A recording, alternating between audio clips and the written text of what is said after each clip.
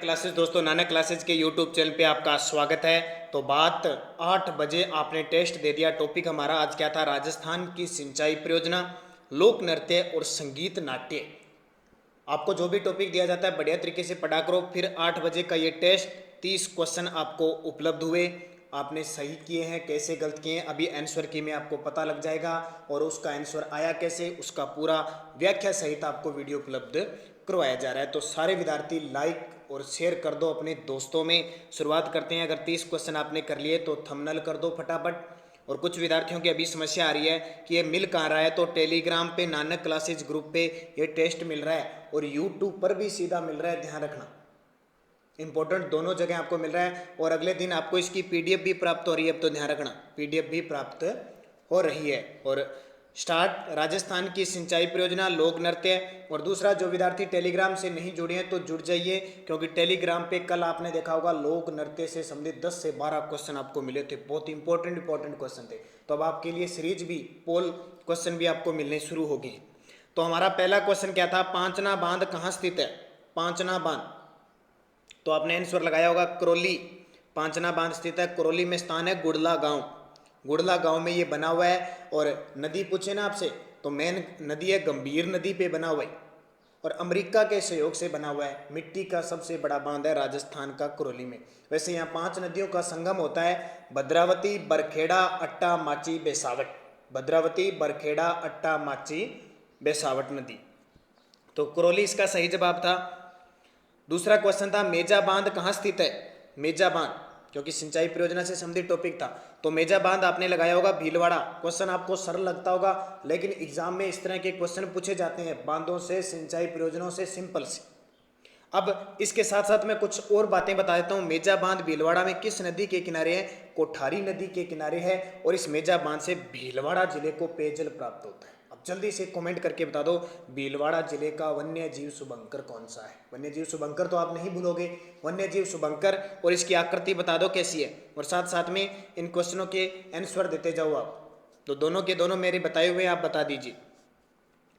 कड़ाना बांध कौन से राज्य में है? कड़ाना बांध,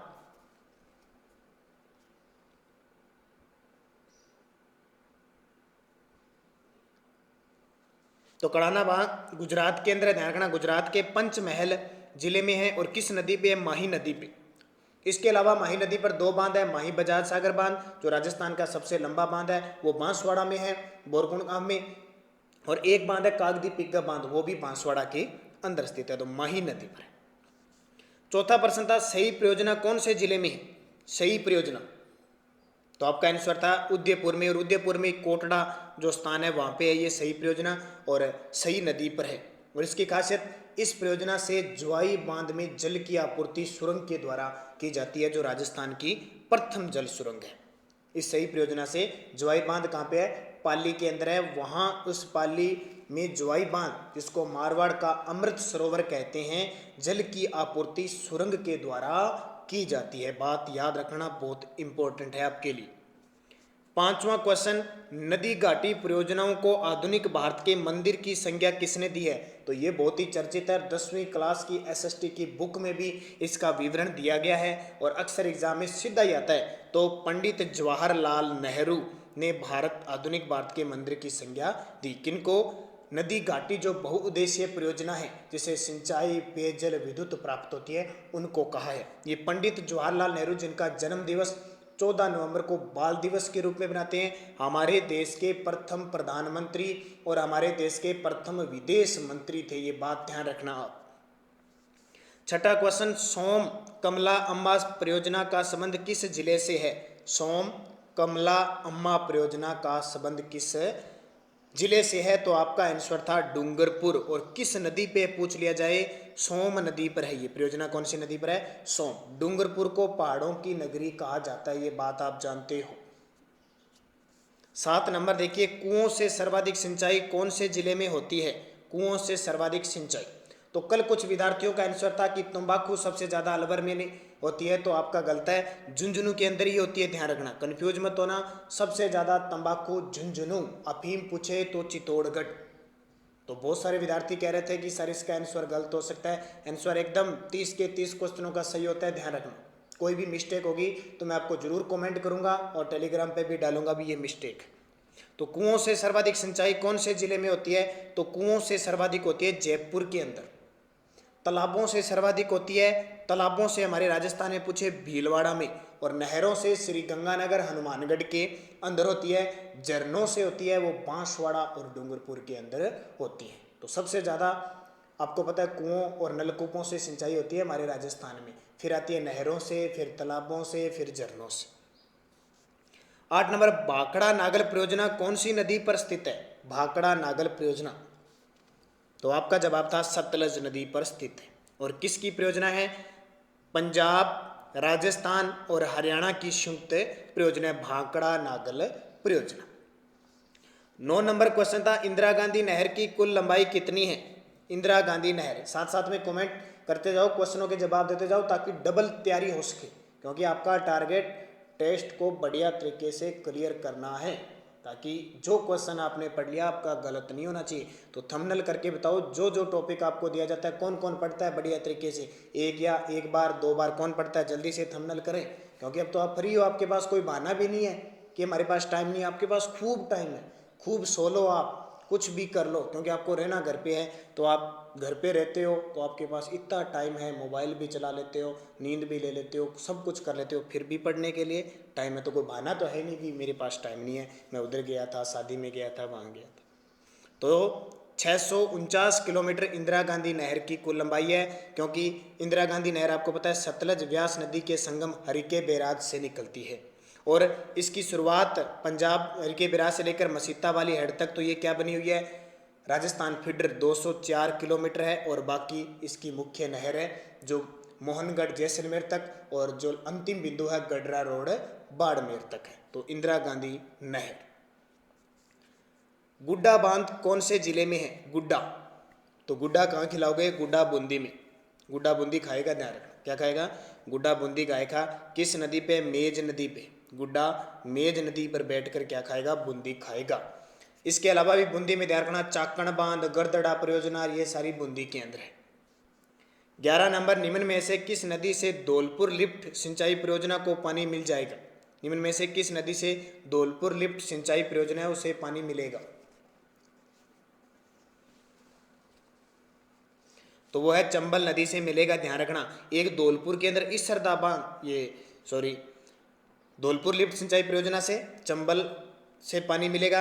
एक ध्यान रखना, इस सरदा बांध कई बार एग्जाम में आता है, इस सरदा बांध किस जिले में है? तो सवाई माधोपुर में है, और किस नदी पे है? बनास नदी पे, ध्यान रखना। 12 नंबर, सही क्रम चुनना था आपको। मेजा बांध खारी नदी, बिशलपुर बांध बनास नदी, पोंग बांध यमुना नदी, सिद्धमुख बांध चंबल नदी। तो इसका सही आंसर ध्यान रखना, बिशलपुर बांध बनास नदी पे है, बाकी सारे गलत है। मेजा बांध कोठारी नदी पे है, ध्यान रखना। पोंग बांध है वो रावी व्यास नदी पे है, और राजीव गांधी सिद्धमुख जो नहर परियोजना है ये रावी व्यास के अतिरिक्त पानी को उपलब्ध करवाने के लिए बनाई गई है। तो इसका सही जवाब बिशलपुर बांध बनास नदी पे। 13 नंबर, सुवटिया लोकगीत का संबंध है। सुवटिया, तो अपने क्या कर रहे हैं? कला संस्कृति और ज्योग्राफी दोनों को लेके चल रहे हैं। इसके बाद में जैसे ही खत्म होगी आपकी कला संस्कृति या भूगोल कोई, तो उसमें आपको हिस्ट्री जोड़ दी जाएगी। तो 10 मई तक का शेड्यूल आपको दिया हुआ है, दोबारा फिर मैं टेलीग्राम पे डाल दूंगा, हमारे शेड्यूल को रोज आपको प्राप्त हो जाता है। तो सोविटिया लोकगीत है, भील स्त्री से संबंधित है। ये सोविटिया गीत है क्या? तो आपको पता होना चाहिए सोविटिया गीत है क्या। पहले तो आपने सोविटिया गीत उसी के हिसाब से उत्तर दिया होगा, फिर ही आपको पता चला होगा। तो ध्यान रखना, भील स्त्रियां अपने प्रदेश गए पति को संदेश भेजती है सोविटिया गीत के माध्यम से। कच्छी घोड़ी नृत्य करती हैं, तो ये नृत्यों के बारे में मैंने बहुत इंपॉर्टेंट क्वेश्चन टेलीग्राम पे डाले थे, आप बढ़िया तरीके से देख लेना।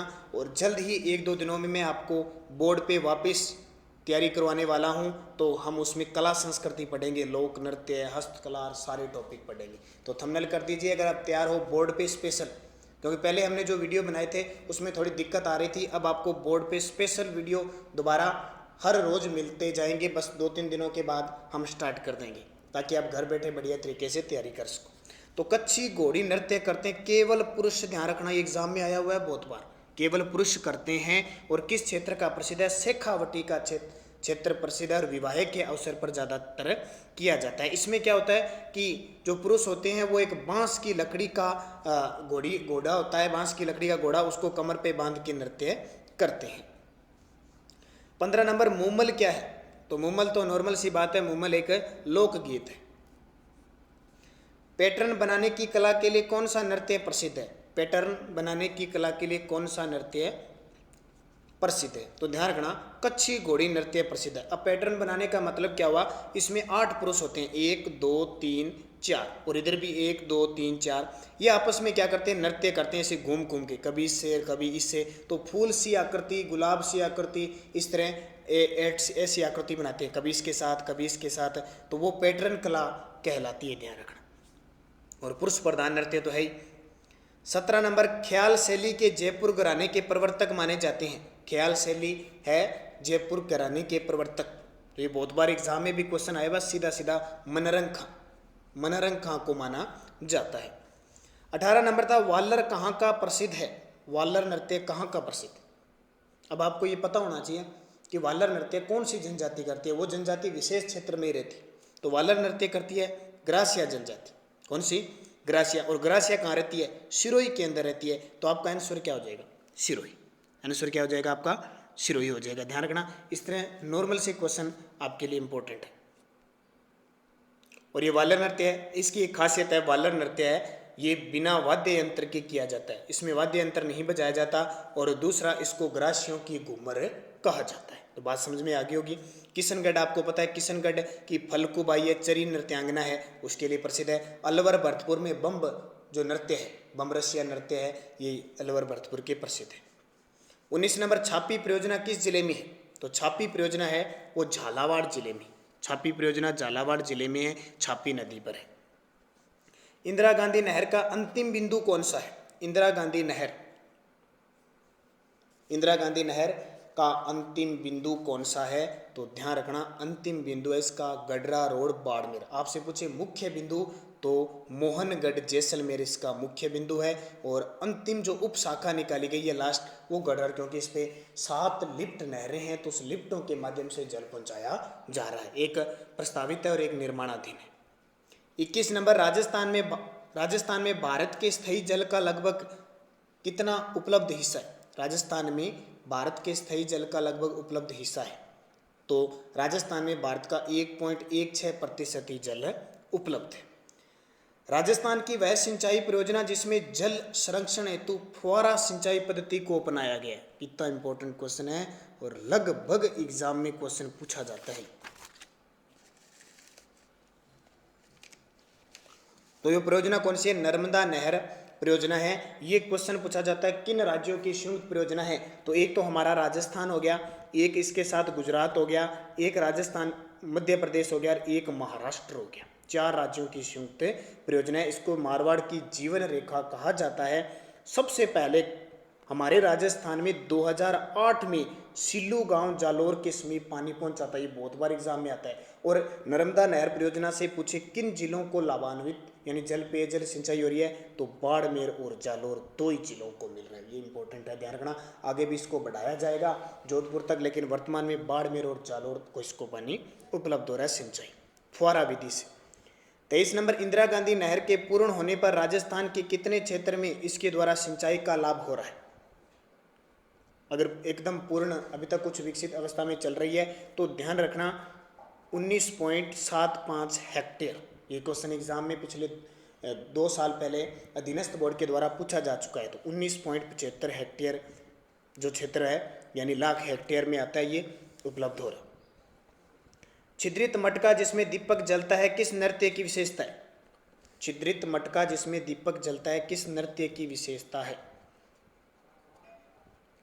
तो ये है गुड़ला नृत्य की विशेषता। आपको पता है गुड़ले खां के को मारा था, एक सातलदेव शासक थे जोधपुर के, उनके द्वारा मारे गए थे। तो गुड़ला नृत्य महिलाएं करती है चैत्र कृष्ण अष्टमी को। ये ध्यान रखना, चैत्र कृष्ण अष्टमी को गुड़ला नृत्य और गुड़ला गीत भी प्रसिद्ध है। और कहाँ का प्रसिद्ध है? जोधपुर का। शायद पिछले साल BSTC में इससे पिछले साल या इससे पिछले साल गुड़ला नृत्य क्वेश्चन पूछा था, किस क्षेत्र का प्रसिद्ध है?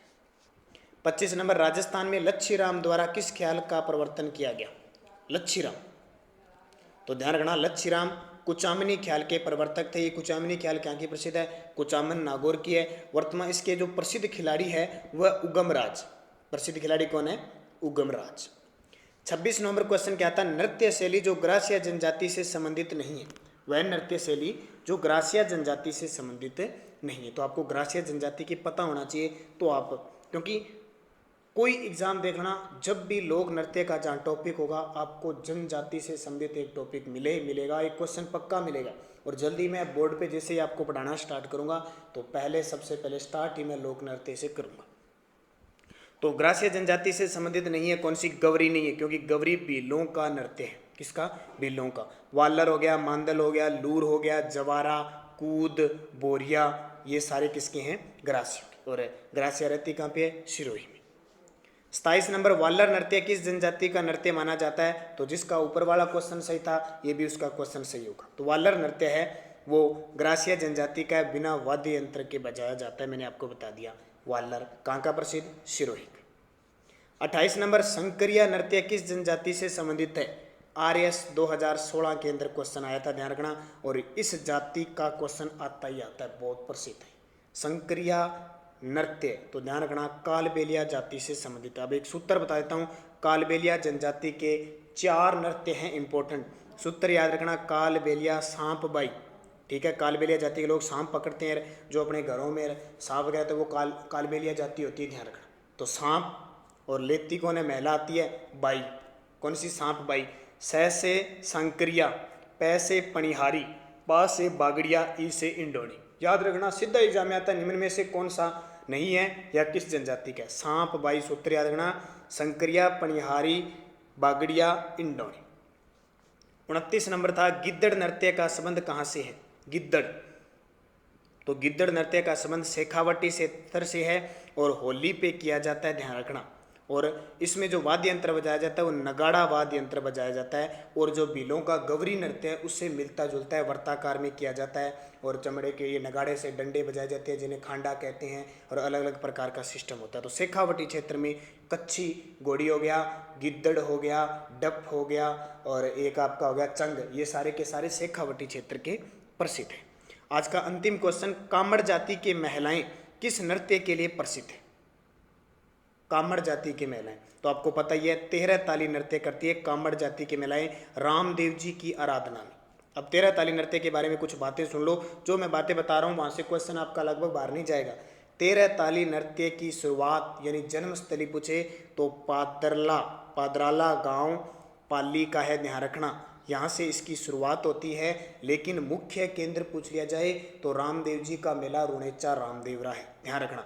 यहाँ रामदेव जी की आराधना में कामड़ जाति की महिलाएं 13 ताली नृत्य करते हैं। 13 का मतलब 13 मंजीरे वाद इनके लगे होते हैं। 9 मंजीरे पाँव पे लगे होते हैं और 4 मंजीरे हाथों पे लगे होते हैं। तो 13 मंजीरे होते हैं और इनके साथ वाद्य यंत्र जो बजाया जाता है रावण हत्ता बजाया जाता है। तो ध्यान रखना, मजीरा तो ये होता है और जो पुरुष होते हैं वो रावण हत्ता बजाते हैं। तो कामड़ जाति की महिलाएं। और 13 ताली नृत्य के लिए एक महिला है मांगी बाई प्रसिद्ध है। कौन है? मांगी बाई प्रसिद्ध है, ध्यान रखना। इसका ससुराल तो है पादरला गांव, और वैसे ये मांगी बाई है कहाँ की रहने वाली है? बिनानी बाड़मेर क्षेत्र की, उदयपुर क्षेत्र की है, एक स्थान है वहाँ की रहने वाले। तो मांगी बाई इसके लिए प्रसिद्ध है। तो 13 ताली नृत्य कहाँ का प्रसिद्ध है? जन्म स्थान पादरला, और रामदेव जी की एक कामड़ जाति की महिलाएं करती है। समझ में आ गई होगी बात। तो ये 30 क्वेश्चन। कल का टॉपिक देखिए, 28 अप्रैल के दिन राजस्थान के ऊर्जा संसाधन, भाषा और ऊर्जा संसाधन का मैं टॉपिक दे चुका हूँ आपको। टॉप 50 क्वेश्चन जब लॉकडाउन की शुरुआत हुई थी 20 से 21 अप्रैल के आसपास, ऊर्जा संसाधन का 50 क्वेश्चन, इतने बढ़िया क्वेश्चन दे चुका हूँ मुख्य तथ्य के साथ। वो विद्यार्थी देख लेना, वहीं से दोबारा क्वेश्चन आपको मिलेगा। भाषा बोलियाँ प्रमुख साहित्यों के लेखक से संबंधित आपको वीडियो टेस्ट मिलेगा 8 बजे, और उसकी PDF भी नानक क्लासेस ग्रुप टेलीग्राम में प्राप्त हो जाएगी, और 8:30 पर आपको सोल्यूशन मिलेगा। तो वीडियो अच्छा लगता है तो सारे विद्यार्थी शेयर किया करो ज़्यादा से ज़्यादा, और लाइक किया करो, सपोर्ट किया करो, क्योंकि अगले मान के चलो 1 या 2 महीने तो पक्के आपको किसी भी कोचिंग संस्थान में जाने की ज़रूरत नहीं पड़ेगी, क्योंकि शिक्षण संस्थान नहीं खुलेंगे। 2 महीने तो आप मान के चलो, क्योंकि दूरियां जरूरी है, लॉकडाउन जरूरी है, दूरी रखनी जरूरी है, तभी हम इस कोरोना वायरस से पार कर सकते हैं। तो जल्दी बता दो कितने क्वेश्चन, 30 में से आपने कितने क्वेश्चन सही किए। तो कल से जितने आपके क्वेश्चन सही हुए उसका एक ज़्यादा ही होना चाहिए। बढ़ते रहना है, आपको ध्यान रखना। अगर आप बढ़ते रहोगे तो हम भी क्वेश्चनों की मात्रा बढ़ाते रहेंगे। जिस दिन आपके सभी विद्यार्थियों के 30 में से 30 सही होने लगे उस दिन हम 35 क्वेश्चन कर देंगे। तो सारे मिलाओ, फटाफट मिला के मुझे आंसर बताओ, फिर ही मैं इस वीडियो को बंद करूँगा, क्योंकि आपका रिजल्ट देखना जरूरी है। बिना रिजल्ट के कुछ नहीं होता। पढ़ लिया आपने, टेस्ट दे दिया, अगर आपका रिजल्ट शो नहीं होगा तो आपको क्या पता लगेगा आपकी तैयारी कितनी। तो जल्दी से बताइए, नेगेटिव मार्किंग है नहीं, 30 में से कितने क्वेश्चन सही किए। तो कुछ विद्यार्थी कईयों के 15, 18, 20 आते हैं, तो वो दुखी मत हुआ करो, बस आप टारगेट लेके चला करो भी कल 1 नंबर ज़्यादा लेना ही लेना है। अगर इस कामयाबी के साथ आप आगे बढ़ते रहे तो ज़िंदगी में आप कामयाब होगे और जिस टारगेट को लेके चल रहे हो वो आपका क्लियर होगा। तो दुखी होने की ज़रूरत नहीं है, हौसला खोने की ज़रूरत नहीं है। दृढ़ निश्चय के साथ उठो, जागो तथा तब तक रुको नहीं जब तक कि लक्ष्य प्राप्ति नहीं हो। और ऐसा इंसान ज़िंदगी में कोई नहीं है जिसने अपना लक्ष्य लिया है और वो उस लक्ष्य को प्राप्त नहीं कर पाया है। तो लक्ष्य जो लिया है वो अडिग होना चाहिए, उस पर चलना है। ऐसे नहीं कि मैं पटवारी बनना चाहता हूँ और पटवारी के लिए कोई ख्वाब नहीं है, कोई तरीका नहीं है, कोई तैयारी नहीं है, सारा दिन टिकटॉक व्हाट्सएप आप चलाते हो, तो वो पटवारी नहीं है। पटवारी का नाम ले लिया तो पटवारी जैसी तैयारी करनी पड़ेगी, पटवारी जैसी सोच रखनी पड़ेगी। अगर राजस्थान पुलिस में लगना चाहते हो तो राजस्थान पुलिस की सोच, दृढ़ निश्चय आपको रखना पड़ेगा। अगर आपको BSTC पास करनी है तो टारगेट बनाना पड़ेगा कि मुझे 400 प्लस बनाने हैं तो बनाने ही हैं। और रीट के विद्यार्थी भी मुझे अध्यापक लगना है, तो बस अपना सुबह उठो और देखो कि हाँ मैं टीचर लगा हूँ और मैं पढ़ा रहा हूँ, और उसी हिसाब से आपको तैयारी करनी है। ऐसा कोई इंसान नहीं है जो अपने लक्ष्य में प्राप्त, हाँ देरी हो सकती है, उसके लिए समय उसको लग सकता है, लेकिन वो लक्ष्य उसको दूर नहीं ले जा सकता, वो पास ले जाएगा। बढ़िया तरीके से आपको पढ़ना है। जल्दी से, कुछ एक विद्यार्थियों के कमेंट आ चुके हैं, इतने क्वेश्चन सही हुए हैं, तो बाकी भी जल्दी से डाल दो। और बाकी सूचना आपको टेलीग्राम पे मिल जाती है, यूट्यूब पे मिल जाती है। बढ़िया तरीके से पढ़ें, सुबह 7 बजे का करंट देखें। और मैंने देखा है सुबह 8 बजे साइंस का जो वीडियो होता है बहुत कम विद्यार्थी देखते हैं, तो लगता है आपको साइंस में अभी इतनी ज़्यादा रुचि नहीं है, लेकिन रुचि बनाओ, क्योंकि राजस्थान पुलिस पटवार में हर एक क्वेश्चन लेकर ही हम सिलेक्शन पा सकते हैं। क्योंकि आपको पता है 5500 सीट राजस्थान पुलिस की है और कम से कम 16 लाख फॉर्म अप्लाई हो चुके हैं। तो हमें एक एक पॉइंट को क्लियर करते हुए, एक एक क्वेश्चन को क्लियर करते हुए आगे बढ़ना है। तो सभी विद्यार्थियों को धन्यवाद, बेस्ट ऑफ लक, जय हिंद, शुभ रात्रि।